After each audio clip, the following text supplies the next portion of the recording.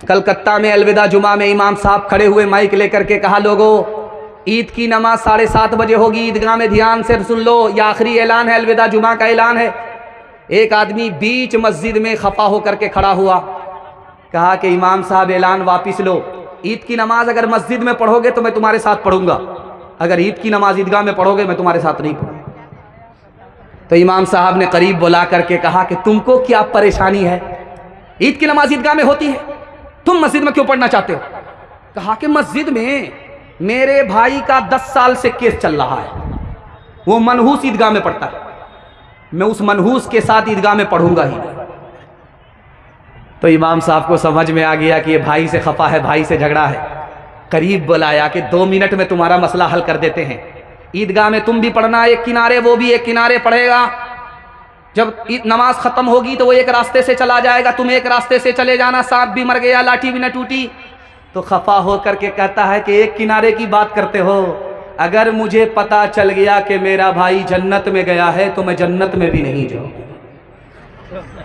ऐसे कुछ लोग इबादत का पता देते हैं, जैसे हर काट को पंछी को सजा देते हैं, जैसे हर काट को फासले हद से भी ज्यादा नहीं होते, लेकिन फासले हद से भी ज्यादा नहीं होते, लेकिन इख्तलाफात को कुछ लोग हवा देते हैं, इख्तलाफात को। मर्दों के हवाले से सारे पैगाम निकल गए, औरतों के हवाले से सिर्फ 3 पैगाम, यहां से लेकर के वहां तक सुनने के लिए तैयार? हाथ उठा दीजिए इंशाअल्लाह। बहन से ज्यादा साली पर मेहरबान, हाथ उठाइए इंशाअल्लाह। माशाअल्लाह। हम आपको या तो गुलसितान में पहुंचाएंगे या तो कब्रिस्तान में पहुंचाएंगे, ध्यान से रखिएगा, जल्दी से निकल जाएगा। लड़की आगे आगे चल रही थी, जलसे में आ रही थी, और लड़का पीछे पीछे आ रहा था। तो लड़की ने मुड़ करके कहा, जान न पहचान कहां से आए मेहमान। तो लड़का कुरान की आयत पढ़ करके कहता है, ज़य्यन्नाहा लिन्नाज़िरीन, अल्लाह ने तुमको देखने की चीज बनाई, तुमको देखने के लिए, तुम्हारी सूरत को देखने के लिए मैं घर से बाहर आ गया, बाजार में आ गया। तो लड़की उससे ज्यादा पढ़ी थी, दीनदार थी, उसने कुरान की आयत पढ़ करके कहा, हफिज़नाहा मिन कुल्ली शैतानिर रजीम, हर शैतान से मैं अल्लाह की पनाह मांगती। हजरत थानवी जलसे में आए, कुर्सी पर बैठे, एक जवान खफा होकर के बोला, हजरत नमाज पर बोलिए मगर पर्दा पर मत बोलिएगा, पर्दा गुलामी है, आजादी नहीं है। पर्दे के ऊपर मत बोलिएगा, नमाज के ऊपर बोलिए, रोजे के ऊपर बोलिए, सब पर बोलिए, पर्दे के खिलाफ मत, पर्दे के ऊपर मत बोलिएगा। हजरत ने पैसा निकाल करके पूछा, ओ जवान, खड़े खड़े मेरे सवाल का जवाब दो, मैं पर्दे पर नहीं बोलूंगा। ये बताओ, ये 100 रुपया तुम कहाँ रखते हो? तो कहा ऊपर की जेब में। कहा 200 रुपये कहाँ रखते हो? तो कहा बीच की जेब में। कहा कि 1000 का नोट कहाँ रखते हो? तो कहा अंडर की वेयर की जेब में। कहा ओ बदबख्त, दौलत की हिफाजत करते हो, औरत की हिफाजत नहीं करते। दौलत जाएगी वापिस आएगी, औरत जाएगी कभी वापिस नहीं। आखिरी नमूना आपकी खिदमत में रखता हूं, ध्यान से सुनिएगा। जब ट्रेन में आप सफर करेंगे तो आपको लोग छेड़ेंगे। शेखुल इस्लाम मौलाना हुसैन अहमद मदनी रहमतुल्लाह अलैह, दुआ कीजिए अल्लाह उनकी कब्र को नूर से भर दे, उनको एक अंग्रेज ने छेड़ा तो हजरत कहाँ छोड़ने वाले थे। अंग्रेज बोला कि मुझे मुसलमान मर्द पसंद है, औरत पसंद नहीं है। तो हजरत ने कहा हमारी औरत का कसूर क्या है? कहा जब वो घर में होती है तो जेल में होती है, जब घर से बाहर निकलती है तो वह कफन में होती है। उसने बुरके को कफन कहा। तो हजरत ने कुछ नहीं दिया जवाब, 100 चोट सोनार की, 1 चोट लोहार की। चाकू निकाल करके नींबू काटा, रस गार करके शरबत बनाया। जब पीने लगे तो अंग्रेज से कहा कि मैं तो अपना शरबत पी रहा हूं, आपके मुंह में जो पानी आया वो शरबत आप पी जाइए। अंग्रेज बोला हजरत आप बिल्कुल सही कह रहे हैं, जब नींबू कटता है देखने वाले के मुंह में जरूर पानी आता है। हजरत ने मौके का चौका मारा। जब कोई औरत बेपर्दा बाजार आती है, बन सवर करके निकलती है, फातिमा नहीं फिल्मी हीरोइन बन करके बाजार में आती है, तो ठीक उसी तरह जैसे नींबू देखने वाले के मुंह में पानी आता है, ऐसी बेपर्दा औरत को देख करके आवारा लोगों के मुंह में पानी आता है। एक पादरी मौलवी दोनों एक जगह मुनाजरा हो रहा है, तो पादरी बोलता है कि एक मर्द जब 4 औरत से निकाह कर सकता है, तो एक औरत 4 मर्द से निकाह क्यों नहीं कर सकती? तो मौलवी का जवाब देखिए, मौलवियाना। कहा कि पादरी साहब, आप कहते हो कि एक मर्द 4 औरत से निकाह करता है, तो एक औरत 4 मर्द से निकाह करे। मैं आपसे एक ही सवाल करना चाहता हूं, एक बाप के 4 बच्चे होते हैं, एक बच्चे के 4 बाप क्यों नहीं हो सकते? सर उठा करके आया था, सर झुका करके बैठ गया। खुली फिरती है जो आजाद, वो खतरे में रहती हैं, हिफाजत से हमारी मुर्गियां दरबे में रहती हैं। बुजुर्गों की शराफत का भरम रखने में रहती हैं, हमेशा खानदानियों रते पर्दे में रहती हैं। खुला एक आसमां इनको उड़ने के लिए मौला, तमन्नाओं की चिड़िया ख्वाब के पिंजरे में रहती है। आखिरी पैगाम औरतों के हवाले से ज़हमत तमाम डूब करके आपने सुना। मैं दुआ करता हूं अल्लाह हमारी माँ और बहनों की ईमान और आबरू की कदम कदम पर हिफाजत फरमाए। दीनाजपुर में जलसा होता था, सब लोग जलसा सुनते थे। लालकुरी में जलसा होता था, लालकुरी में एक आदमी जलसे में नहीं आता था। उसकी बीवी ने ताना मारा, कमबख्त कहीं के, कहां से लोग जलसा सुनते हैं, तुम यहां घर में बैठे जलसा नहीं सुनते? तो वो कहता है कि मैं तुम्हारी गाली सुनता हूं, और गाली सुनने पर जितना सवाब होता है जलसा सुनने पर भी होता है। औरतों के हवाले से बड़ा खूबसूरत पैगाम आपकी खिदमत पर रखता हूं, ध्यान से इसको सुनिएगा, तेजी के साथ निकल जाएगा। हजरत उमर ने अपनी बेटी को सामने बिठा करके कहा कि बेटी, एक बार तुमने अपने शौहर को नाराज किया, मैंने तुम्हारी तरफ से माफी मांगी, तुमको तलाक दे दिया था, दोबारा निकाह में वापस ले लिया। बेटी, अगर आइंदा तुमने अपने शौहर को नाराज किया तो मैं तुम्हारी तरफ से माफी नहीं मांगूंगा, बल्कि अपनी नजर पूरी करूंगा कि जिंदगी में जब तक जिंदा रहा मैं तुमसे कभी बात नहीं करूंगा। अल्लाह के रसूल का सर तकिया पर है, दरवाजे पर दस्तक हुई, दरवाजा जब खुला तो आपने पूछा कौन हो? तो कहा मैं फातिमा हूं। कहा बेटी, तुम्हारे आने का वक्त नहीं था, अभी क्यों आई? कहा अपने शौहर अली से खफा होकर के आई हूं। तो अल्लाह के रसूल ने कहा कि फातिमा, मैं तुम्हारा बाप हूं, अली तुम्हारे शौहर हैं, अली की इजाजत के बगैर मेरे घर में कदम रखोगी तो दरवाजा बंद तो मिलेगा, खुल नहीं सकता। बेटी, उल्टे पांव वापिस जाओ, अपने शौहर से माफी मांगो। अगर तुमने माफी नहीं मांगी, तुम्हारे शौहर ने माफ नहीं किया, बेटी तुम्हारा इंतकाल हो गया, जनाजा उठा, तो याद रखो मैं तुम्हारी नमाजे जनाजा पढ़ूंगा भी नहीं पढ़ूंगा। इधर माँ और बहनों का मजमा है, इधर मर्दों का, फिर उधर माँ बहनों का। जो मर्द मालदार होता है वो गरीब औरत से निकाह करता है, मगर मालदार औरत गरीब मर्द से निकाह नहीं करती है। लेकिन क्या वजह थी? हजरत खदीजा रजी अल्लाह अन्हा ने मालदार हो करके हमारे नबी से निकाह किया। हमारे नबी मालदार नहीं थे, इसके बावजूद भी मालदार औरत ने निकाह किया है। इसकी क्या वजह है? ये मेरा पहला सवाल है। दूसरा सवाल आपकी खिदमत में रखता हूं, अल्लाह के रसूल को अल्लाह ने बेटी भी दिया, बेटा भी दिया। बेटी जिंदा रही, बेटा को उठा लिया, बेटा इंतकाल कर गया, इसका क्या राज है? ये मेरा आखिरी सवाल है। सुनने के लिए यहाँ से लेकर के वहाँ तक तैयार है? हाथ उठा दीजिए इंशाअल्लाह। 2 सवाल आपकी खिदमत में रखता हूँ। मालदार औरत गरीब से निकाह नहीं करती, मालदार मर्द गरीब औरत से निकाह करता है, मगर खदीजा रजी अल्लाह अन्हा ने मालदार हो करके हमारे नबी से निकाह किया। हमारे नबी मालदार नहीं थे। खदीजा को पता था कि यह आखिरी नबी का ज़माना है, लाखों जवानों में कोई एक जवान है जो आखिरी नबी बनाया जाने वाला है। उसने अपनी पेशानी की आंख से ढूंढना शुरू किया, लाखों जवानों में वो कौन खुशनसीब जवान है जिसमें आखिरी नबी की सिफत है, आखिरी नबी का कमाल है, खूबी है। कोई जवान नजर नहीं आया सिवाय हमारे नबी के। इस उम्मीद पर निकाह किया कि यही आगे चल करके आखिरी नबी होंगे। सुभान अल्लाह। अल्लाह के रसूल को बेटी भी मिली, बेटा भी मिला। बेटा अल्लाह को प्यारा हो गया, बेटी जिंदा रही। राज लिखने वाले ने लिखा कि अगर बेटा जिंदा होता तो नबी बनाया जाता, बेटा जिंदा होता तो नबी बनाया जाता। जब बेटा नबी बनाया जाता तो बाप आखिरी नबी नहीं होते, इसलिए बेटा उठा लिया गया, बेटी जिंदा रही। दूसरी वजह लिखी कि अगर बेटा जिंदा रहता, नबी नहीं बनाया जाता, तो लोग ताना मारते कि जो मकाम बाप को मिला उससे बेटा महरूम रहा। इसलिए अल्लाह की हिकमत ने गवारा नहीं किया, बेटी जिंदा रही, बेटे को उठा लिया।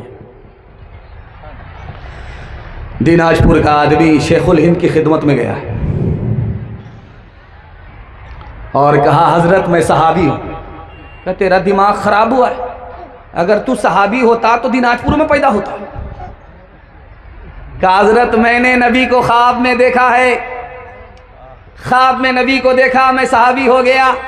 तो हजरत ने ऐसा ही जवाब दिया कि तुम सोते सोते सहाबी हो, जागते जागते बेवकूफ आदमी। अगर खत्म तुम पे रिसालत न होती, अगर खत्म तुम पे रिसालत न होती, तो सरे पुश्त मोहरे नबूवत न होती। अगर खत्म तुम पे तुम्हें हर नबी पे फजीलत न होती, तुम्हें हर नबी पे फजीलत न होती, तुम्हें हर नबी पे फजीलत न होती, तो खैरुल उमम शाने उम्मत न होती, तो खैरुल उमम शाने उम्मत न होती, तो खैरुल उमम शाने उम्मत न होती। मोहम्मद का जलवा अगर वो देख लेती, मोहम्मद का जलवा अगर वो देख लेती, मोहम्मद का जलवा अगर वो देख लेती, तो जुलेखा को यूसुफ की हसरत न होती, तो जुलेखा को यूसुफ की हसरत न होती, तो जुलेखा को यूसुफ की हसरत न होती। ये इकलौता जलसा है कि इतना भारी मजमा, इतना सन्नाटा, सन्नाटे में जलसा सुना जा रहा है। दुआ दिल से निकलती है, अल्लाह इस जलसे की बरकत से दीन दुनिया दोनों की भलाई से हम सबको मालामाल फरमाए। मेरे हिस्से का बयान जब मुकम्मल हो जाएगा तो अजीम मेहमान आएंगे, उनका बयान होगा और दुआ होगी। वो मुसाफिर भी हैं, मेहमान भी हैं, वो आपके हक़ में दुआ करेंगे, अल्लाह कबूल फरमाएगा, तो ज़िंदगी भर के लिए जलसा कामयाब हो जाएगा। रात ख़त्म हो रही है, एक आदमी हाथ उठा करके मालिक से दुआ कर रहा है। बगल में एक दुश्मन खुदा बैठा हुआ है, वो इससे हैरत से पूछता है, किससे मांग रहे हो, किससे दुआ कर रहे हो? कहा, खुदा से। तो वो बेअदबी गुस्ताखी करते हुए कहता है, खुदा है। अब इस मुसलमान ने कहा कि अगर खुदा नहीं है तो ये निज़ाम कैसे चल रहा है? तो उस दुश्मन खुदा ने कहा, खुदा से निज़ाम नहीं चल रहा है, मैग्नेट से चल रहा है, खुदा से निज़ाम नहीं। उसको समझ में आ गया कि रांची से आया है, फूल पागल है, हाफ नहीं। इसको इसी की ज़बान में समझाना पड़ेगा। हाथ में लाठी थी, जोर से पेशानी पर मार दिया, उसका सर फट गया, खून निकलने लगा। उसने कहा, अरे ये क्या कर दिया? का मैंने कुछ नहीं किया है, ये मैग्नेट से हुआ है। अब उसकी अकल ठिकाने लग गई कि खुदा से निज़ाम चल रहा है, मैग्नेट से नहीं चल रहा है। आप देखेंगे कि घर में कपड़ा धोया जाता है साबुन से, लेकिन हजरत आयशा रज़ी अल्लाह अन्हा कपड़े को साबुन से नहीं धो रही है, सिक्के को, सोना चांदी के सिक्के को साबुन से रगड़ रगड़ करके धो रही हैं। अल्लाह के रसूल ने हैरत से पूछा, आयशा ये सोने का सिक्का है, कपड़ा नहीं है। साबुन से कपड़ा धोया जाता है, सिक्का नहीं। कहा या रसूल अल्लाह, ये सदके का सिक्का है, गरीब का माल है। ये पहले बाद में गरीब के हाथ में जाता है, पहले अल्लाह के हाथ में जाता है। अल्लाह का हाथ पाक साफ है, मैं चाहती हूं कि ये पाक साफ होकर के अल्लाह के हाथ में जाए। एक ईसाई जलसे में आकर के बोला, मौलाना मैं मुसलमान होना चाहता हूं, लेकिन मुसलमान बन जाऊंगा तो मुझे मिलेगा क्या? तो मौलाना ने तसल्ली दी, अरे जन्नत की जमानत लेता हूं कुर्सी पर बैठ करके मसनदे रसूल पर, कि तुम कलमा पढ़कर मुसलमान हो जाओ, मैं खुदा से तुम्हें जन्नत दिलाऊंगा। वो ईसाई बोला कि जन्नत से बेहतर तुम्हारे पास कुछ है तो बताओ। जन्नत के लिए मैं मुसलमान नहीं हो सकता, मैं ईसाई हूं, मैं इस्लाम का कलमा पढ़कर मुसलमान बनना चाहता हूं, जन्नत के लिए नहीं। जन्नत से बेहतर तुम्हारे पास कोई चीज है तो बताओ। तो उस आलिम ने खड़े होकर के कहा, जन्नत से बेहतर, दुनिया से बेहतर, हर चीज से बेहतर मेरे पास एक चीज है, तुम कलमा पढ़कर मुसलमान हो जाओ, मैं उसकी जमानत लेता हूं। उसने कलमा पढ़कर इस्लाम कबूल किया। इन्होंने कहा, मैं जन्नत से बेहतर की जमानत देता हूं कि मैं अपनी जमानत पर खुदा का दीदार कराऊंगा। सुभान। फिरौन ने जब दावा किया मिस्र में मैं खुदा हूं, तो अल्लाह ने बारिश को बंद कर दिया, बारिश हो ही नहीं। तो फिरौन ने इबलीस से कहा, यार मैं तो झूठा खुदा हूं, मैंने खुदाई का झूठा दावा किया और अल्लाह ने बारिश को बंद कर दिया, मेरी इज्जत आबरू तुम्हारे हाथ में है, मुझको बचाओ। कहा परेशान क्यों होते हो, कल बारिश होगी। फिरौन ने ऐलान कर दिया कि लोगों परेशान मत हो जाओ, मैं खुदा हूं, तुम्हें कल बारिश दूंगा। बारिश हो गई तो इबलीस आया फिरौन के पास, बारिश हुई थी? बोला हाँ बारिश तो हुई थी, लेकिन लोग कहते हैं कि बहुत बदबूदार बारिश थी। फिरौन ने अपने तमाम चेलों को आसमान पर बैठा करके कहा कि वहां से तुम पेशाब करो, जम करके पेशाब करो, ताकि लोगों को समझ में आए कि बारिश हो रही है। तो इबलीस से फिरौन ने कहा कि यार लोग कहते हैं कि बड़ी बदबूदार बारिश थी। तो इबलीस बोला, जैसा तू खुदा है वैसी ही ना बारिश होगी, और कैसी बारिश होगी। है गौसो कुतुब सब गुलाम उस खुदा के, नबी आप वली हो उसी से है लेते। है गौसो कुतुब सब गुलाम उस खुदा के, नबी आप वली हो उसी से है लेते। जिसे चाहे दे दे,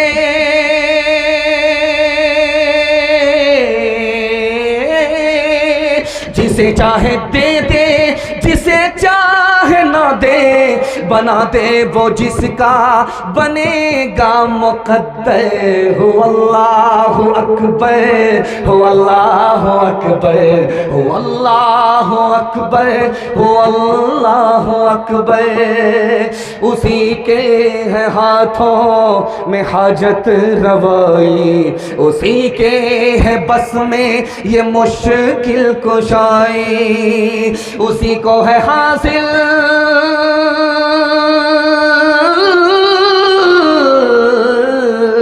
उसी को है हासिल ये शाने अताई। हुआ है न होगा कोई उसका हमसे। हो अल्लाह अकबर, हो अल्लाह अकबर, हो अल्लाह अकबर, हो अल्लाह अकबर। हाथ उठाइए, वादा कीजिए दूसरे की मुसीबत को देख करके मुस्कुराएंगे। हाथ उठा दीजिए इंशाअल्लाह। माशाअल्लाह, जैसा आपका दाल चावल वैसा मेरा फातिहा। मैं मेहमान खाने में था तो मैं डर गया कि पता नहीं मिलाद होगा कि जलसा होगा।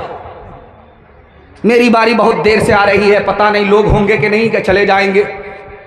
तो मैंने सोचा कि अगर जलसा नहीं हुआ, लोग घर चले गए, तो अगरबत्ती और मोमबत्ती लेकर के स्टेज पर जाऊंगा, बयान छोड़ करके कुरान पढ़ूंगा, अगरबत्ती मोमबत्ती जला करके सबका फातिहा कर दूंगा, चाहे जिंदा रहे या मुर्दा। लेकिन अल्लाह का शुक्र है कि आप लोग जिंदा हैं और जलसे को ऐसी जिंदगी दे रहे हैं कि महसूस हो रहा है कि जलसा अभी शुरू हो रहा है। मैं दुआ करता हूँ अल्लाह इस जलसे के आगाज़ अंजाम दोनों को कबूल फरमाए। कुरान के हवाले से पैगाम यहाँ से लेकर के वहाँ तक सुनने के लिए तैयार? हाथ उठा दीजिए, इंशाअल्लाह घबराना नहीं है। 7 खून माफ़ है। मैं भी आपकी जगह होता, अचानक सवाल होता, मैं भी फंस जाता। घबराना नहीं। एक बादशाह है, उसके सर में दर्द है। एक डॉक्टर को दिखाया, दूसरे डॉक्टर को दिखाया, तीसरे को दिखाया, जिंदगी भर दिखाता रहा, सर का दर्द छूटा नहीं। उसने हजरत उमर को खत लिखा, मेरे सर का दर्द छूटता नहीं है, कैसे छूटेगा? हजरत उमर ने कहा 1 मिनट में छूट जाएगा। मैं टोपी भेज रहा हूं, जैसे ही ये टोपी तुम्हारी खिदमत में पहुंचे उसको सर पर पहन लो। जैसे ही सर पे पहनोगे तुम्हारा दर्द जिंदगी भर का खत्म हो जाएगा। मदीने से टोपी आई है। मुसलमान बादशाह नहीं है, ईसाई है। हर डॉक्टर के यहां जाकर के दवा लिया, दर्द खत्म नहीं हुआ। टोपी मांग रहा है मुसलमान से, हजरत उमर से। हजरत उमर ने अपनी टोपी मदीने से भेज दी है। वो टोपी जैसे ही हाथ में आई उसको चूमता है, चूम करके जैसे ही सर पर रखा सर का दर्द छूट गया। अब वो हैरत में पड़ गया कि अल्लाह अकबर, जिंदगी भर बिस्तर पर जिस दर्द से तड़पता रहा, लाखों करोड़ों डॉक्टर को दिखा करके थक गया, दर्द खत्म नहीं हुआ। आखिर कौन सा जादू है इस टोपी में? उसने फिर हटाई, दर्द शुरू हो गया, फिर चढ़ाई, फिर दर्द खत्म हो गया। उसने देखा कि आखिर इस टोपी में जादू है तो क्या है। उसने उसको खोजना शुरू किया, उसके एक एक धागे को निकालना शुरू किया, उससे एक पर्ची निकली।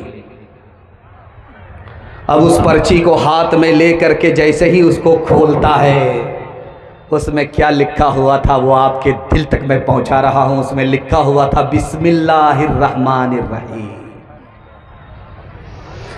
तो वो कहता है, गैर मुस्लिम बादशाह, वो गैर मुस्लिम होकर के कुरान के बारे में कहता है कि कुरान की सिर्फ एक आयत है बिस्मिल्लाह, पूरा कुरान भी नहीं है, सिर्फ एक आयत है। एक आयत को सिर्फ पर्ची में लिखा गया और टोपी में पहना करके मेरे सर पर जैसे ही डाला दर्द छूट गया।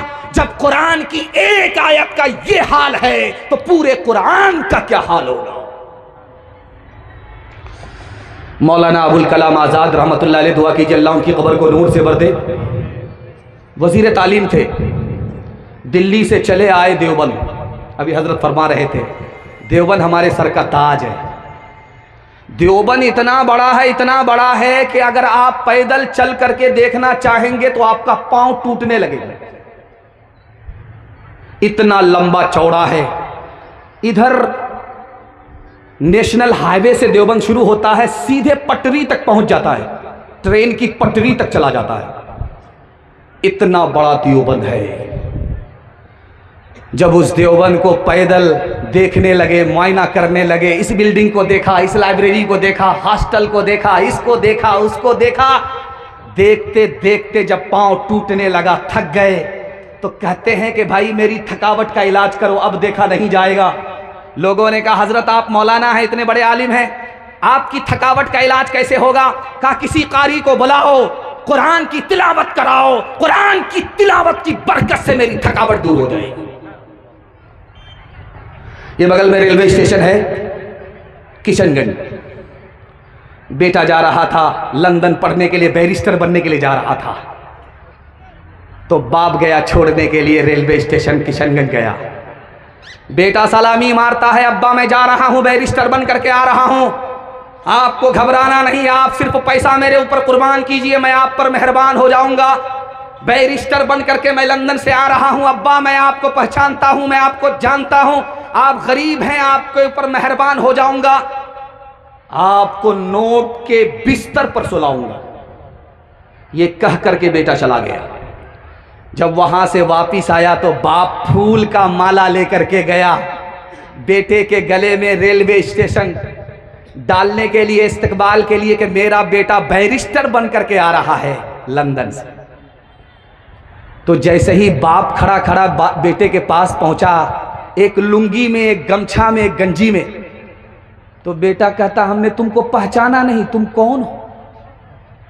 तो बाप बड़ा सियाना था, उसने कहा हमको नहीं पहचाना, तुम्हारी जो खाला है वो मेरी साली है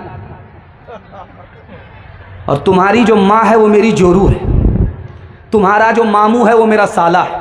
सारी खुदाई एक तरफ, जोरू का भाई एक तरफ। जब हम कलाम पाक से वाबिस्ता हो गए, वाबिस्ता हो गए, सब मरहले हयात के आसान हो गए, आसान हो गए। हाथों से अपने दामने कुरान छोड़ के, कुरान छोड़ के जिस्म तो हम गए हैं परेशान हो गए, परेशान हो गए।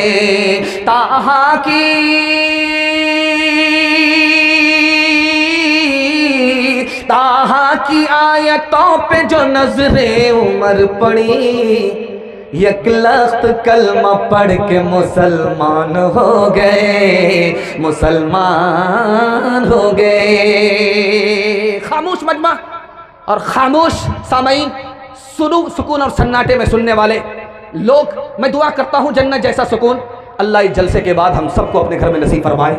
यहाँ से लेकर के वहाँ तक सुनने के लिए तैयार, दुनिया और आखिरत के हवाले से हाथ उठाइए इंशाअल्लाह। एक आदमी बस्ती में जलसा सुनता था तो गुनाह छोड़ देता था, और जब जलसा ख़त्म हो जाए तो गुनाह शुरू कर देता था। उससे किसी ने पूछा, अरे बिल्कुल पैदल हो, जलसा के नाम पर गुनाह छोड़ देते हो और जलसा जैसे ही ख़त्म हुआ गुनाह शुरू कर देते हो, बात क्या है? तो कहता है जलसा में सब कुछ माफ़ हो गया, इसलिए फिर से गुनाह शुरू कर दिया। ध्यान से रखिएगा, जल्दी से निकल जाएगा। इस दुनिया के चक्कर में अपने दीन को बर्बाद नहीं करना है, अपने दीन को आबाद रखना है, अब ईमान बचा करके जाना है। 2 मिनट का नमूना आपकी खिदमत पर रखता हूँ और दुआ करता हूँ अल्लाह दीन दुनिया दोनों की भलाई से हम सबको माला माल फरमाए। लुकमान हकीम का आपने नाम सुना है, कुरान में एक सूरत है उसका नाम है सूरह लुकमान। लुकमान ने 4000 नबी से मुलाकात की है। अब अंदाजा कर लीजिए कि कितनी लंबी उम्र हुई होगी। 4000 नबी से अकेला तने तनहा लुकमान ने मुलाकात की, नबी के खिताब को सुना, नबी का दर्स लिया। लुकमान ने कहा मैं 4000 नबी से मिलने के बाद 4 सबक हासिल कर चुका हूं। हर नबी अपने खिताब में कहते थे 2 चीज को भूल जाओ, 2 चीज को याद रखो। याद रखने वाली चीज को कभी मत भूलना, भूलने वाली चीज को कभी याद मत रखना। अब लोग हैरत में पड़ गए कि भाई 4000 नबियों का क्या दर्स मिला 4 सबक में? तो उन्होंने कहा कि 4000 नबियों ने 4 सबक दिया कि 2 चीज़ों को भूल जाओ, 2 चीज़ों को याद रखो। जो 2 चीज़ भूलने वाली है वो नेकी है, नेकी करो भूल जाओ, एहसान करो भूल जाओ। एहसान को कभी याद मत रखो, नेकी को कभी याद मत रखो। और 2 चीज़ याद रखने की है, उसको कभी मत भूलना, खुदा को कभी मत भूलना, मौत को हमेशा याद रखना। बच्चा गोश्त खा रहा है, माँ उसको देख रही है। गोश्त की बोटी है, मुर्गी की बोटी है, बच्चे के हाथ में बच्चा खा रहा है, माँ देख रही है। बच्चे ने गौर से देखा, माँ अगर तुमको खाने की ख्वाहिश है तो मेरा ये गोश्त लो खाओ। इतना गौर से आंख फाड़ करके मुझको क्यों देख रही हो? तो माँ ने कितनी बड़ी नसीहत की उस बेटे को, आपकी खिदमत में रखता हूँ, अल्लाह हमारी आखिरत को तबाह व बर्बाद ना फरमाए, दुनिया के चक्कर में सुना रहा। माँ ने कहा बेटा ये मुर्गी का गोश्त है, पहले मुर्गी को ज़बह किया गया है, उसकी जब जान निकल गई तब उस मुर्दा मुर्गी को आग पर पकाया गया है। लेकिन बेटा याद रखना, जब मरने के बाद अल्लाह के यहाँ पहुँचोगे, अगर तुमने नेकी नहीं की, गुनाह नहीं छोड़ा, तो तुम्हें मुर्दा दोज़ख में नहीं डाला जाएगा, जिंदा डाला जाएगा। इस मुर्गी को तो मुर्दा डाला जा रहा है, लेकिन इंसान को जिंदा डाला जाएगा। अताउल्लाह शाह बुखारी रहमतुल्लाह अलैह जलसे में खिताब फरमा रहे थे। एक आदमी बीच से खड़ा हुआ, हजरत जन्नत में सब कुछ मिलेगा? कहाँ सब कुछ मिलेगा? कहा बीड़ी मिलेगी। हजरत ने कहा बीड़ी भी मिलेगी, लेकिन माचिस के लिए तुमको दोज़ख में जाना पड़ा। कौन मकबूल है, कौन मरदूद है, कौन मकबूल है, कौन मरदूद है, बेखबर क्या खबर तुझे को क्या कौन है, कौन मकबूल है, कौन मरदूद है, कौन मकबूल है, कौन मरदूद है, बेखबर क्या खबर तुझको क्या कौन है। जब तू लेंगे अमल सबके मीज़ान पर, जब तो लेंगे अमल सबके मीज़ान पर, तब खुलेगा कि खोटा खरा कौन है, कौन मकबूल है, कौन मरदूद है। इतना खूबसूरत जलसा, ऐसा महसूस हो रहा है कि प्यासा है। और मैं यकीन के साथ कह सकता हूं अगर 2-2 घंटे आपको बयान सुना करके भी मैं बैठ जाऊंगा, लेकिन आपकी प्यास नहीं बुझेगी। इतनी मोहब्बत में डूब करके आप सुन रहे हैं। जब प्यास बाकी रहे, जलसा खत्म हो जाए, तो बज़ाहिर ऐसा महसूस होता है कि जलसा कबूल हुआ। अब जब दुआ होती है उस जलसे के लिए, तो अल्लाह उस जलसे को ज़मीन से लेकर के आसमान तक कबूल फरमाता है। मैं देख रहा हूं आप लोगों को, आप लोग सट सट करके बैठे हुए हैं, तो मुझे खुशी है कि आपको ठंडा नहीं लगेगा, लेकिन डर इस बात का है कि इतना सट सट करके आप लोग बैठे हैं, किसी का हाथ अगर किसी की जेब में गया तो पूरा बटुआ साफ हो जाएगा। ज़रा ध्यान रखिएगा। हलाल और हराम के हवाले से आपकी खिदमत पर पैगाम देता हूँ, मसनद रसूल पर बैठ करके आपको ज़मानत देता हूँ। आप हलाल कमा करके दिखाइए, हिसाब से खर्च करके दिखाइए। आपके हाथ पर भी पैसा होगा, जेब में भी पैसा होगा, घर में भी पैसा होगा। ज़रूरत ख़त्म हो जाएगी, पैसा ख़त्म नहीं होगा। जानते हैं क्यों? इसलिए कि आसमान से बरकत मिलेगी, ज़मीन से रहमत मिलेगी। ज़रूरत ख़त्म हो जाएगी, पैसा ख़त्म नहीं होगा। लेकिन इसके लिए आपको 2 ही काम करना है, हलाल कमाना है, हिसाब से खर्च करना है। सुफियान सौरी रहमतुल्लाह अलैह बहुत बड़े मुहद्दिस, बहुत बड़े अल्लाह के वली, उनसे पूछा कि हज़रत दुआ कबूल कब होती है, दुआ कब कबूल नहीं होती? और आपकी बुजुर्गी की धूम है, चारों तरफ आपकी बुजुर्गी के चर्चे हैं, आप बुजुर्ग कैसे बन गए? तो हज़रत ने फरमाया कि मेरी माँ ने मेरे हलक के नीचे हराम जाने नहीं दिया, और मैंने जब होश संभाला तो हलाल को अपने हलक के नीचे उतारा। उसी हलाल की बरकत है, अल्लाह ने मेरी बुजुर्गी को जमीन से चमकाया, आसमान तक पहुंचाया।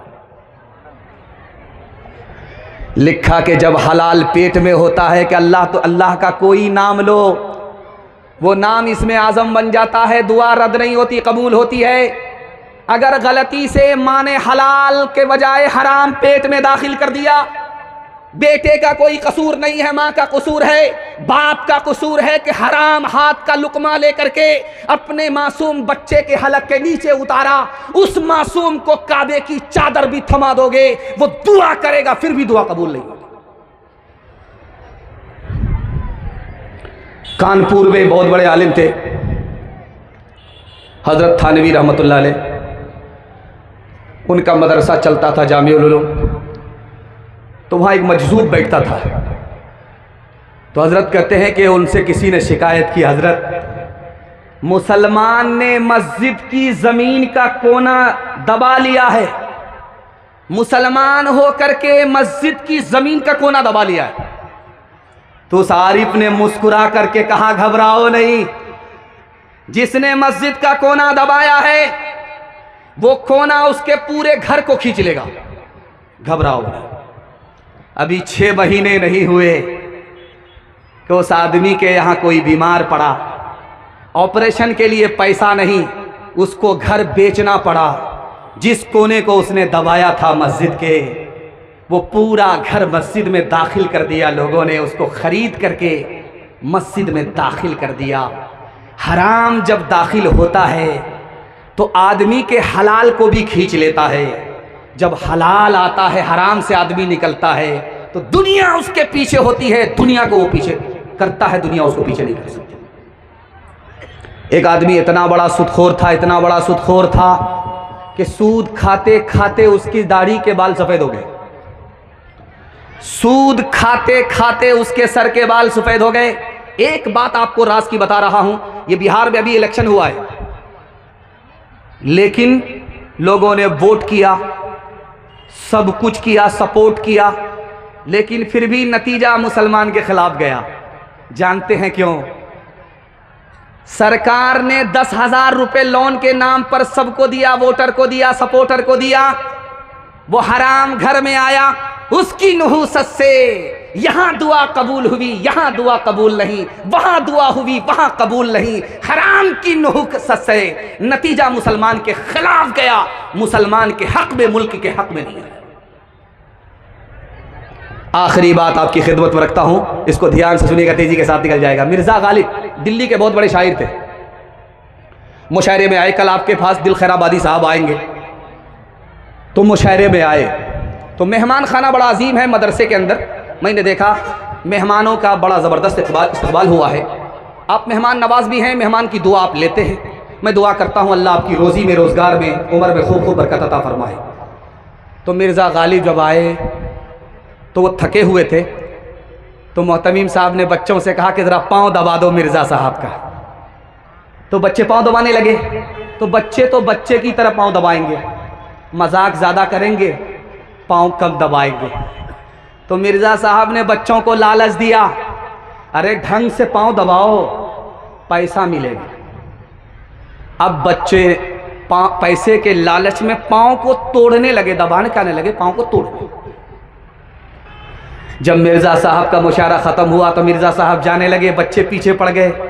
आपने वादा किया था कि पाँव दबाओगे पैसे मिलेंगे, पैसे तो दे करके जाओ। तो मिर्ज़ा साहब ने कहा, किस बात का पैसा? तुमने पाँव दबाया, मैंने तुम्हारा पैसा दबाया, हिसाब किताब बराबर सा। हर एक को मौत का एक दिन पयाम आएगा, खुदा का नाम लिए जाओ काम आएगा। डरे न हश्र की गर्मी से आशिकाने रसूल, लगेगी प्यास तो कौसर का जाम आएगा। रहेगा खाने फलक पे ज़रे से वो महफूज, जिसे ख़यालो हलालो हराम आएगा, जिसे ख़याल हलालो हराम आएगा। हाथ उठाइए, वादा कीजिए, लूट करके लाएंगे, कूट करके खाएंगे। हाथ उठा दीजिए, इंशाल्लाह जलसा खत्म होने के बाद मुलाकात करेंगे आपसे। चाचा मैं आपको कुछ नहीं कर सकता उम्र का लिहाज करके। थोड़ी देर पहले जब मैं आया तो मजमा इतना मायूस था, इतना खामोश था कि मुझे लगा कि लोग ऐसे बैठ गए हैं जैसे कि लगता है कि दावत में बैठे खाना ख़त्म हो गया।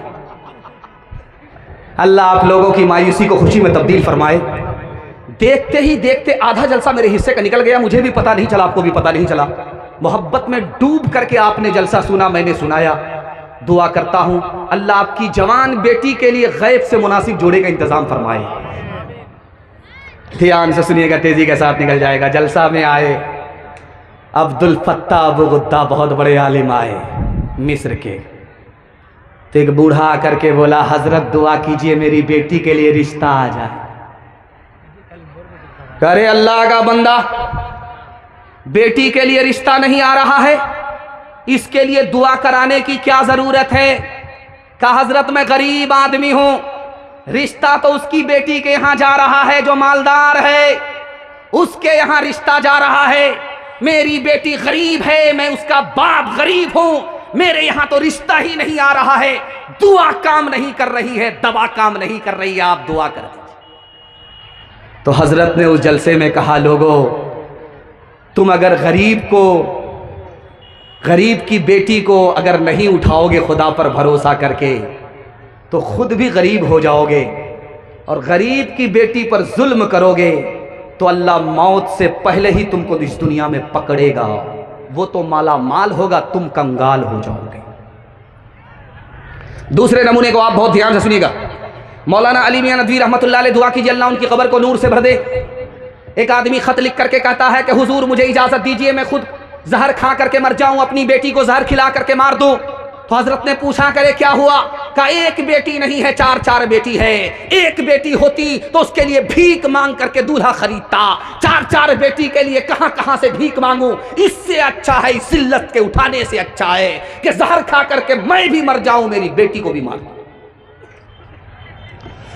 एक दोस्त दूसरे दोस्त से मुसाफा कर रहा है और पूछा क्या हाल है? कहा क्या पूछते हो, जब मेरी बेटी छोटी थी तो मैं चैन से सोता था, अब जब मेरी बेटी जवान हो गई है तो आंख से नींद उड़ गई है।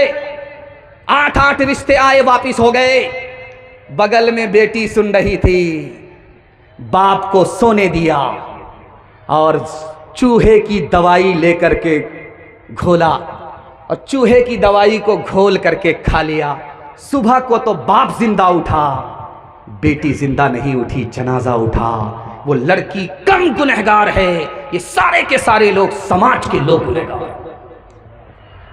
हाथ उठाइए, वादा कीजिए बेटी में देंगे, बेटा में लेंगे। हाथ उठा दीजिए इंशाअल्लाह। अपनी शादी और अपने बेटे की शादी फ्री में करेंगे। हाथ उठाइए इंशाअल्लाह। अच्छा जरा गौर कीजिए कि इसमें उन लोग हाथ उठा रहे हैं जिनकी शादी हो चुकी है, और अगर वो दूसरी और तीसरी के चक्कर में हैं और उनकी बीवी वहां से देख रही है और घर में बड़का डराम होगा, रातों रात उसी में पैक कर देगी, सीधे कयामत में उठे। एक तरफ अंधी दौलत की पागल ऐश परस्ती, एक तरफ जिस्मों की कीमत रोटी से भी सस्ती, एक तरफ है सोना गाछी, एक तरफ है सोना गाछी, एक तरफ चौरंगी है। ये दुनिया दो रंगी है, ये दुनिया दो रंगी है। आधे मुंह पर नूर बरसता, आधे मुंह पर चीरे, आधे तन पर कोड़ के धब्बे, आधे तन पर हीरे। आधे घर में खुशहाली है, आधे घर में खुशहाली है, आधे घर में तंगी है। ये दुनिया दो रंगी है, ये दुनिया दो रंगी है। जवानों के हवाले से आखिरी पैगाम, ये बंगाल है। जब हम लोग इधर से गुजरते हैं और किशनगंज पहुंचते हैं तो पुलिस वाले रोक लेते हैं गाड़ी को। गाड़ी रोकिए मौलाना, कहाँ से आ रहे हैं? बंगाल से। अच्छा बंगाल से आ रहे हैं तो हम लोग कागज देखते हैं, ये कागज देख लीजिए, गाड़ी अपडेट है। कागज नहीं देखना है, डिग्गी देखना है। बंगाल से दारू सप्लाई होती है, बिहार में पी जाती है। बंगाल वाले पिलाते हैं, बिहार वाले पीते हैं, इसलिए हमको डिग्गी चेक करना पड़ता है। जवानों के हवाले से पैगाम, यहां से लेकर के वहां तक हमारे जवान सुनने के लिए तैयार। हाथ उठा दीजिए इंशाअल्लाह। बूढ़े लोग गलती से हाथ मत उठाइएगा। आप लोग सीधा जन्नत में जाकर के जवान होंगे, हूर से आपका जरूर निकाह होगा, लेकिन यहां कोई चांस नहीं है। हमारे जवान 3 चीजों में पीछे, 3 चीजों में आगे। पैर के नीचे से जमीन निकल जाएगी, कलेजा मुंह को आएगा, खून के आंसू आप रोएंगे। जिसमें आगे होना चाहिए उसमें पीछे, जिसमें पीछे होना चाहिए उसमें आगे। हमारे जवान 3 चीजों में पीछे। तालीम में पीछे। पूरी दुनिया में कितने मुल्क हैं? 232, और 232 मुल्क हैं और पूरी दुनिया में जाहिल कितने हैं? तो 150 करोड़। 232 मुल्क में सबसे ज्यादा जाहिल किस मुल्क में है? तो लिखा हिंदुस्तान में। और हिंदू मुसलमान में सबसे ज्यादा जाहिल कौन? तो मुसलमान। 62% मर्द जाहिल, 72% औरत जाहिल। इस घर को आग लग गई, घर के चराग से। हमारा जवान पीछे तो तालीम में पीछे। हमारा जवान किस में पीछे? तिजारत में पीछे। 100 जवान में सिर्फ 5 जवान तिजारत करते हैं, बाकी 95 गोल कैरम बोर्ड में, लूडो में, क्रिकेट में। रात तबाह, दिन तबाह। मैं लिख करके दे रहा हूं, ऐसे जवान कभी तरक्की नहीं करेंगे। खेल कूद की आदत बच्चे को होती है, ये जवान से बच्चा हो गया, इसको तरक्की नहीं होगी। और हमारा जवान किस में पीछे? तो नौकरी में पीछे। 100 में सिर्फ 2 जवान नौकरी करते हैं। IAS की नौकरी 2%, IPS की नौकरी 2%, रेलवे की नौकरी 2%। 100 में सिर्फ 2 जवान नौकरी करते हैं, 98 गोल। और हमारा जवान आगे तो किसमें, ये दिखाने के लिए जा रहा हूं। मोबाइल देखने में हमारा जवान सबसे आगे। हमारा जवान किसमें आगे? जिना में आगे। हमारा जवान किसमें आगे? दारू में आगे। मुहर्रम का जुलूस होता है, मातम होता है शियों के लिए, लेकिन हमारा जवान शिया का रिकॉर्ड तोड़ता है दारू पीने में। जनवरी का जश्न किसके लिए? ईसाइयों के लिए, लेकिन हमारा जवान उस जश्न को मना करके मुसलमान होकर के ईसाई का रिकॉर्ड तोड़ता है। हमारा जवान दारू पीने में आगे। जब जवान पीछे हो गया तो मुल्क पीछे हो गया। जब मुल्क पीछे हो गया, मुसलमान पीछे हो गया, तो मुकद्दर तारीख होगा, मुस्तकबिल रोशन नहीं होगा। एक जवान अल्लाह के रसूल की खिदमत में आया, या रसूल अल्लाह, मैं कलमा पढ़कर मुसलमान बनना चाहता हूं। अल्लाह के रसूल ने कहा, सुभान अल्लाह, कलमा पढ़कर मुसलमान हो जाओ। जवान बोला, या रसूल अल्लाह, मैं रात दिन जिना करता हूं, जब तक आप इजाजत नहीं दोगे, लाइसेंस नहीं दोगे, मैं कलमा पढ़कर मुसलमान नहीं हो सकता। सहाबा खफा हो गए। रसूल हकीम थे, हिकमत से बात की, करीब बुलाया उस जवान को। ओ जवान, तुम कलमा पढ़कर मुसलमान हो जाओ, मैं तुमको जिना की इजाज़त दे देता हूँ, तुम कलमा पढ़कर मुसलमान हो जाओ। जवान खुश हो गया, सुभान अल्लाह, मैं जिना भी करूँगा, कलमा पढ़कर मुसलमान भी होने का शरफ हासिल कर लूँगा। जब वो कलमा पढ़कर मुसलमान हो गया तो अल्लाह के रसूल ने कहा, 4 औरत को छोड़ करके जिससे चाहो मुकाला करो। वो किसी की बेटी ना हो, वो किसी की बीवी ना हो, वो किसी की बहन ना हो, वो किसी की माँ ना हो। या रसूल अल्लाह, आप इजाज़त दे रहे हैं कि जाल में फंसा रहे? इसके बाद तो कोई औरत ही नहीं बचती है। तो अल्लाह के रसूल ने उसके सीने पर हाथ रख करके पूछा, ओ जवान, तेरी माँ के साथ कोई मुँह काला करे, उसको फांसी पर चढ़ा दोगे? तुम्हारी बेटी के साथ कोई मुँह काला करे, उसका कीमा बना दोगे? तुम्हारी बहन और बीवी के साथ कोई ऐसा सलूक करे तो उसको दुनिया में नहीं रहने दोगे? लेकिन याद रखना, 100 बार याद रखना, किसी से मुंह काला करने से पहले, कि जिस औरत के साथ तुम मुंह काला कर रहे हो वो भी किसी की बेटी है, बीवी है, बहन है और माँ है।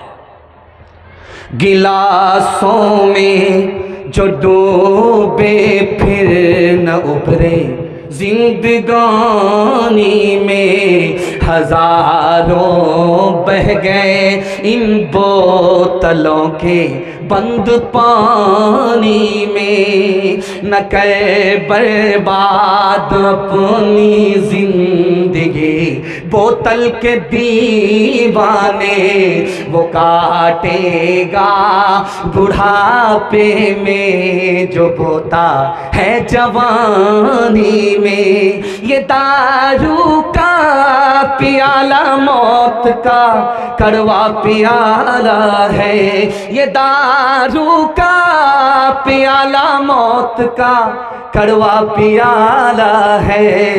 मिला है जहर शरबत में, छुपी है आग पानी में। मिला है जहर शरबत में, छुपी है आग पानी में। खुद भी बचेंगे, पूरे समाज को बचाएंगे। हाथ उठाइए इंशाअल्लाह। जवानी में पकड़ा है, बुढ़ापे में छोड़ देंगे। हाथ उठाइए इंशाअल्लाह। मैंने आपको पहचान लिया है। आप कन्या के भी मामू हैं, दूल्हा के भी मामू। आप दोनों तरफ से आए। आप लोग मुझको इतना गौर से देख रहे हैं, आंख फाड़ फाड़ करके, मुझको डर लगता है कहीं आपकी नजर न लग जाए। लेकिन मैं भी चालाक आदमी हूं, दम करके बैठा हूं। लगाइए कितनी नजर लगाते हैं आप। अलीगढ़ यूनिवर्सिटी को जो कायम किया, उनका नाम क्या था? सर सैयद अहमद खान। उन्होंने अलीगढ़ यूनिवर्सिटी को जो बनाया 1875 ईस्वी में। अभी जैसे चंदा हो रहा था, हजरत कर रहे थे चंदा, 100 रुपया दे दो, 200 रुपया दे दो, 500 रुपया दे दो। चंदा इसी का नाम है जो नकद हो। उधार लोग दिखा देते हैं और वसूल करने में चप्पल घिस जाती है। बड़ा अच्छा चंदा हुआ, खुलूस के साथ हुआ, खुलूस के साथ दिया। इसमें बरकत भी होगी और इंशाअल्लाह गैब से अल्लाह मदद भी फरमाएगा। तो वो अलीगढ़ को जब बना रहे थे तो वो चंदा लेने के लिए गए कि मैं अलीगढ़ बनाना चाहता हूँ, मुसलमानों के लिए स्कूल बनाना चाहता हूँ ताकि उसको अंग्रेज़ी तालीम भी मिले, दुनिया में भी पीछे ना रहे, आप लोग हमको चंदा दीजिए। तो किसी ने 10 रुपये दिया, किसी ने 20 रुपये दिया, किसी ने 100 रुपये दिया। और एक आदमी बोला कि चंदा लेने के लिए आए हैं, हाथ आगे बढ़ाइए। तो सर सैयद अहमद खान साहब ने हाथ बढ़ाया, उन्होंने हाथ में थूक दे दी। अब देखिए सर सैयद अहमद खान साहब का ज़र्फ कितना बड़ा था। आलिम किसको कहते हैं? जो माफ़ करता है, बदला नहीं लेता, सब्र कर लेता है, नज़रअंदाज करता है। देखिए हाथ में दिया हुआ थूक ले करके सर सैयद अहमद खान साहब मलने लगे। मल करके अपने चेहरे पर कहा, करे जो दुनिया दे रही है तो वो तो जेब से दे रही है, जो आपने दिया वो किसी ने नहीं दिया, आपने तो मुंह से निकाल करके दिया। सुभान। वो आदमी मारे शर्म के इतना पानी पानी हो गया कि उस वक्त उसने 1 लाख रुपया चंदा दिया। ये सबसे बड़ा चंदा था। इसी चंदे ने धमाका मचा दिया। 1875 में अलीगढ़ यूनिवर्सिटी बनकर तैयार हो गया। अलीगढ़ भी उत्तर प्रदेश में है और गोरखपुर भी उत्तर प्रदेश में ही है। गोरखपुर के एक आलिम गोरखपुर से चले गए मक्का, सर सैयद अहमद खान साहब के खिलाफ कुफ्र का फतवा लेने के लिए चले गए। कुफ्र का फतवा लेने के लिए गोरखपुर से मक्का गए। सर सैयद अहमद खान साहब को पता चला कि तुमको काफिर बनाने के लिए, तुम्हारे खिलाफ कुफ्र का फतवा लेने के लिए एक आलिम गोरखपुर से मक्का गया है। तो सर सैयद अहमद खान साहब ने हंस करके कहा, कह रहे सर सैयद अहमद खान, कुफ्र भी कितना बड़ा कुफ्र है कि कोई हाजी बन जाता है, कोई काफिर बन जाता है। सर सैयद अहमद के कुफ्र के सदके में मौलवी अली हाजी बन गए। सुभान अल्लाह। अभी आपने एक हादसा सुना कि हैदराबाद के 42 लोग गए उम्रा करने के लिए और तेल के टैंकर से उनकी बस टकरा गई। सब के सब वहीं शहीद हो गए। क्या नसीब लेकर के गए थे, जन्नतुल बकी में दफन होना मुकद्दर हो गया। सुभान अल्लाह। रास्ता चलते हुए हादसा हुआ, बस पलट गई तो लोग जख्मी लोगों को बस से निकालने लगे। किसी का हाथ टूटा, किसी का पांव टूटा। एक औरत निकाली गई, उसकी उंगली कट गई थी। जिसका हाथ टूटा है, पांव टूटा है, वो खामोश बैठा है, और जिस औरत की उंगली कटी है वो आसमान को सर पर लेकर के चिल्ला रही है, आसमान को सर पर उठा रही है। तो उससे किसी ने हैरत से पूछा, यहाँ हाथ टूट गए, पांव टूट गए, वो सब के सब खामोश हैं, तुम्हारी सिर्फ एक छोटी सी उंगली कटी है, तुम आसमान को सर पर उठा रही हो। उस औरत ने कहा, ये तो पूछो वो कौन सी उंगली कटी है? जिससे शौहर को नचाती थी वही उंगली कटी। बहुत भारी नुकसान हुआ।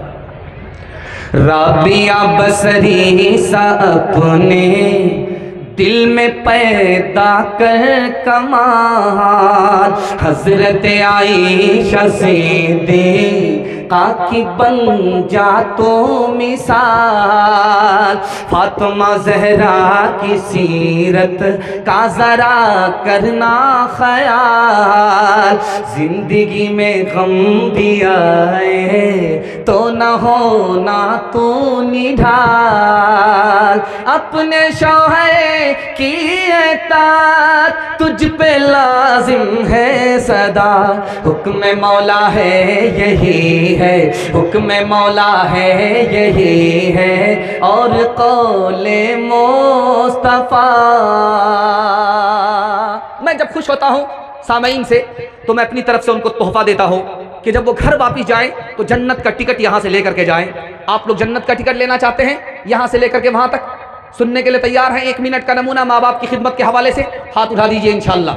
जब बीवी मर जाएगी तो माँ बाप की खिदमत तबीयत से करेंगे, हाथ उठाइए इंशाअल्लाह। बगल ही में है और हाथ उठाना देख लिया है और डराम है घर में पैक करने के लिए। 3 आदमी के सामने कोई भी बड़ा नहीं हो सकता। कितना ही पैसा कमा ले, कितनी ही इज्जत कमा ले, कितनी ही बड़ी कुर्सी का मालिक हो जाए, 3 आदमी के आगे वो छोटा ही रहता है, बड़ा नहीं हो सकता।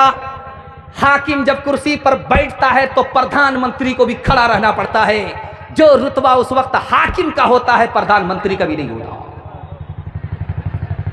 शागिर्द शेखुल हदीस बन गया और उस्ताज नूरानी कायदा का उस्ताज ही रहा। लेकिन जब वो शेखुल हदीस अपने उस्ताज के सामने आएगा तो उस्ताद से बड़ा रुतबा उस शेखुल हदीस का भी नहीं है, ये उस्ताद है, वो शागिर्द है। और कोई कितना ही पैसा कमा ले, कितना ही पढ़ लिख करके नाम कमा ले, माँ बाप के आगे उसका रुतबा छोटा ही होगा, बड़ा हो नहीं सकता। एक नमूना आपकी खिदमत पर रखता हूं। जिस जवान को देखिए गाल पर हाथ है, सोच रहा है, तो समझ जाइए बहुत बड़ा घोटाला किया हुआ है। कुर्सी पर है, गाल पर हाथ। अल्लाह के रसूल की मजलिस में एक जवान गाल पर हाथ रख करके बैठा हुआ है। तो अल्लाह के रसूल ने कहा क्या हुआ? कहा बहुत बड़ा घोटाला। कहा कितना बड़ा? जमीन से बड़ा। कहा जमीन से बड़ा। कहा कितना बड़ा? कहा आसमान से बड़ा। कहा कितना बड़ा? तो कहा अर्श से बड़ा। अल्लाह के रसूल ने देखा कि ये मारे खौफ के फट जाएगा। हाँ, आपने फरमाया अरे अर्श से बड़ा है, जमीन से बड़ा है, आसमान से बड़ा है, लेकिन खुदा की मेहरबानी से बड़ा हुआ नहीं है। ये बताओ तुम्हारा गुनाह छोटा हो जाएगा, माफ हो जाएगा, पहले ये बताओ कि तुम्हारे माँ बाप जिंदा हैं? कहा या रसूल अल्लाह, माँ भी जिंदा है, सुभान अल्लाह, बाप भी जिंदा है, माशाअल्लाह। कहा दौड़ करके जाओ, माँ के पांव पकड़ो, बाप की दाढ़ी पकड़ो और माँ बाप से अपने गुनाह की माफी के लिए दुआ कराओ। तुमको अपने माँ बाप का मकाम व मर्तबा मालूम नहीं है, लेकिन खुदा के यहाँ तुम्हारे माँ बाप का इतना बड़ा मर्तबा है कि तुम्हारे माँ बाप ने तुम्हारे लिए अगर हाथ उठा दिया, जो गुनाह अर्श से बड़ा है वो छोटा होकर के माफ हो जाएगा। पहली बार लड़की आई मैके से ससुराल, मजनू के कान में फूंक मारी। वो इसराफील की फूंक कितनी खतरनाक थी कि किबला बदल गया। उस फूंक को सुनाता हूं, पैगाम को खत्म कर रहा हूं। लड़की आकर के लड़का के कान में कहती है मैंने तुम्हारी खातिर माँ बाप को छोड़ा, तुम मेरी खातिर अपने माँ बाप को नहीं छोड़ सकते? ये मजनू कहता क्यों नहीं, तुम्हारे वास्ते तो हम सारा जहान छोड़ सकते। अगले ही दिन माँ बाप को किराए के मकान में डाल दिया। जिन माँ बाप ने अपनी जवानी को भुला दिया, इसको जवान किया, उसको अपनी शफकत से महरूम कर दिया। हाथ उठाइए, वादा कीजिए माँ बाप की खिदमत करेंगे अगर जिंदा रहे। माँ बाप मर गए, दुआएं मगफिरत करेंगे इंशाअल्लाह। शादी से पहले माँ बाप को, शादी के बाद सास ससुर को कमा करके खिलाएंगे इंशाअल्लाह। माँ बाप तरसे है पीने को पानी, बेटा है राजा बहू फुलवा रानी, बेटा है राजा बहू फुलवा रानी, बुढ़वा और बुढ़िया पे कुछ नहीं ध्यान। है रे मुसलमान, है रे मुसलमान, है रे मुसलमान, है रे मुसलमान। माँ बाप भाई बहन को रुलाए, बीवी को बाहर से लाकर खिलाए, बीवी को बाहर से लाकर खिलाए। कल तेरी औलाद लेगी परान। है रे मुसलमान, है रे मुसलमान। मेरे हिस्से का जलसा मुकम्मल हो गया, लेकिन मैं आपका मेहमान हूं, मेरी आबरू का सामान कीजिए। मैं आपसे एक दरखास्त करता हूं, जिस तरह आप बैठे रहे उसी तरह बैठे रहिए। जलसा निकल चुका है, सिर्फ थोड़ा सा बाकी रह गया है। अगर आपने अगले मेहमान की आबरू का सामान किया तो अल्लाह महशर में आपकी आबरू का सामान फरमाएगा। जब तक वो मेहमान आ ना जाए, उनका बयान ना हो जाए, उनकी दुआ ना हो जाए, एक आदमी भी यहाँ से हम लोग जाएंगे नहीं। मेजबानी का हक अदा करेंगे। हाथ उठा दीजिए इंशाअल्लाह। अल्लाह की इबादत करेंगे इंशाअल्लाह, रसूलुल्लाह की इताअत करेंगे इंशाअल्लाह, मखलूक की खिदमत करेंगे इंशाअल्लाह।